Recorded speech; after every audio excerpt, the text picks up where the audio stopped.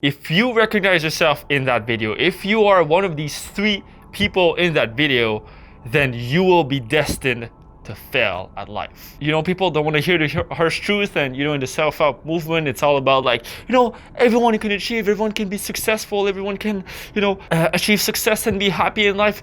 Yes, I believe everyone can find this sort of happiness, fulfillment in life, yes, but I don't want to break it to anyone, but I really believe that we have to sort of be more realistic here and look at like, what are some clear signs that if you have any of those, like your life pretty much like you have to change it to do a radical shift, right? So listen closely. The first type of person who will inevitably fail at life is the dreamer / the talker. Those basically are the types of people who will have a huge talk, will talk about all the things that they're going to do, all the things that they're going to accomplish in their life, all their plans, all their business plans, all their sort of amazing schemes to achieve whatever they want to achieve in life, right? They have all those amazing plans, but they don't act on them, right? And what I like to say is the bigger the talk, the smaller the walk, right? The bigger the talk, the smaller the walk. The more you talk about the things you're going to do, people who brag, people who say all like those things that you're going to achieve and all that, really they're sort of overcompensating for a lack of being able to take action, right? And I have 2 friends who were like that in the past. Really, there was one guy who said like he was going to start his own movie company and wanted to start his own video game. He's no longer my friend, luckily, but the last time I've heard from him was like about 4 years ago, and he was still living with his parents and hasn't accomplished anything, hasn't even finished high school, and he was like, I don't know, he was like in his like early 20s or something like that.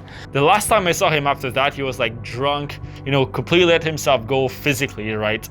He used to be really fit and all that. He completely let himself go drunk, like crashing onto like buildings and stuff like that in the middle of the street. That's the last time I saw him, like 2 years ago. And I think things have just become worse for him. It's kind of sad because he said he had all these plans and he had all these ambitions and he would start things, but he would never finish these things, right? It's a really sad thing. And I had another friend of mine who, he also had massive plans. And, he joined this company called ACN, and he wanted to make a lot of money from this multi-level marketing stuff. He went to conferences. He went to go see, I think he went to go see Grant Cardone. He was sort of like a aspiring entrepreneur, but never became an entrepreneur. And the sad story of this guy is that he's a really talented guy in sales. He's really talented. But the problem is that because he has such a superiority complex and he just keeps talking about the things he's going to do and all that, that he never amounted to anything.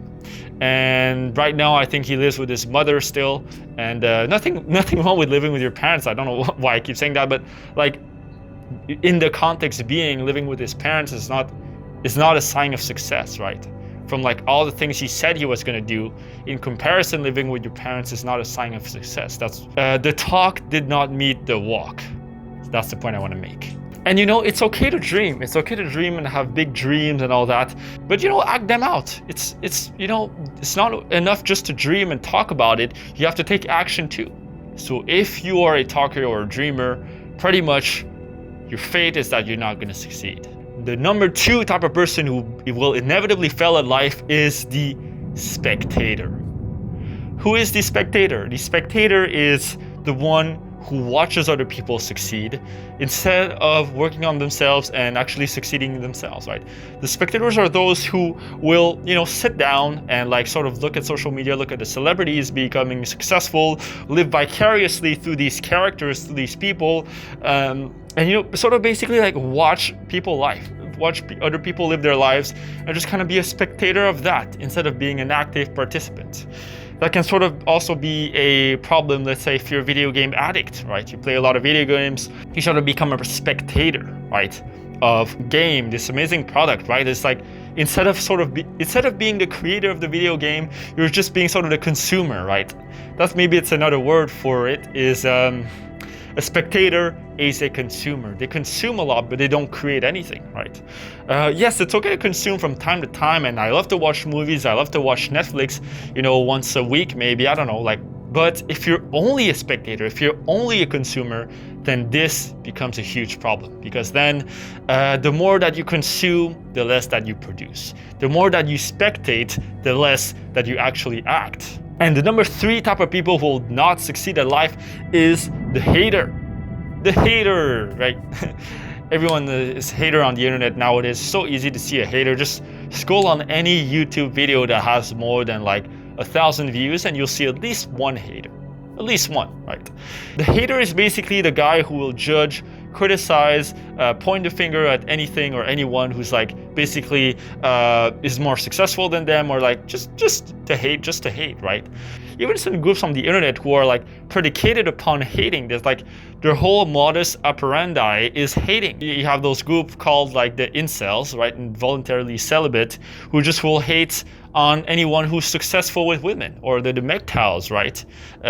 Even the feminists now. The feminists will hate on anyone who doesn't subscribe to their beliefs. Of course, I believe modern feminism is like that, not old school feminism, which I think is amazing.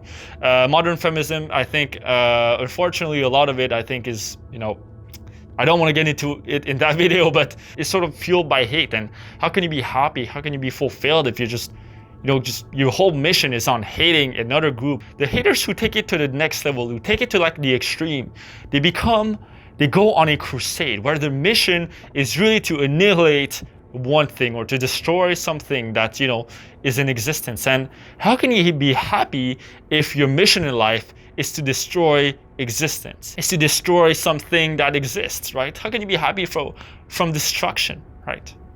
I don't believe you can find any sort of happy and long-term fulfillment from that. Yes, you might find some sort of guilty pleasure from doing that, you know, bullying someone or hating on someone or something.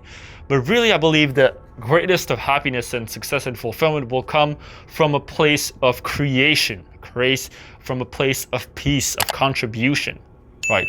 And if you're always going towards a negative, if you're always like going towards things with sort of hatred, then this is definitely going to stifle you at some point. It's going to stunt your growth at some point. If you know anyone who has any of these traits, right, who falls in those three categories, let me know below, and let me know if maybe you recognize part of yourself in it. And know we're all guilty of it to some extent, so this is fine, but you know, just so you have more awareness about it. And as I like to say, self-development is a habit that you have to build every single day. So you don't want to start right there. You want to keep watching my next video that's going to pop up right there, okay? And I'll see you on the other side. Peace.